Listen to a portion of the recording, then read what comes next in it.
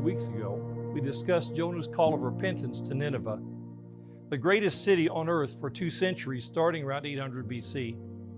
It was the capital of Assyria, Israel's principal enemy during those centuries, on the Tigris River at the site of modern Mosul, Iraq.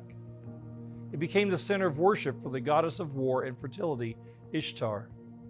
It was powerful and ruthless. Around 760 BC, God directed Jonah to go to his enemy Nineveh to warn them that God was about to destroy them for their sins.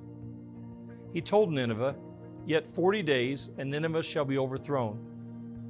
To Jonah's amazement and disgust, the people heard the warning and believed.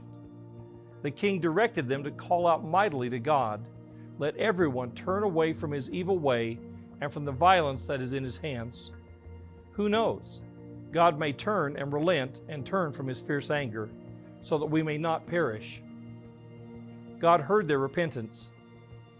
The prayers of people turned away God's hand of judgment. Unfortunately, Nineveh returned to its violent ways a generation later. God used Nineveh to punish the northern kingdom of Israel for their unfaithfulness.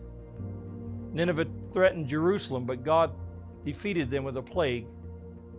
Ultimately, God judged Nineveh, allowing Babylon to lay it waste.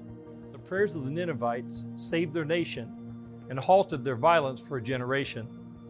Their return to their old ways was used by God to correct his wayward people, but ultimately brought Nineveh to the destruction predicted 150 years earlier.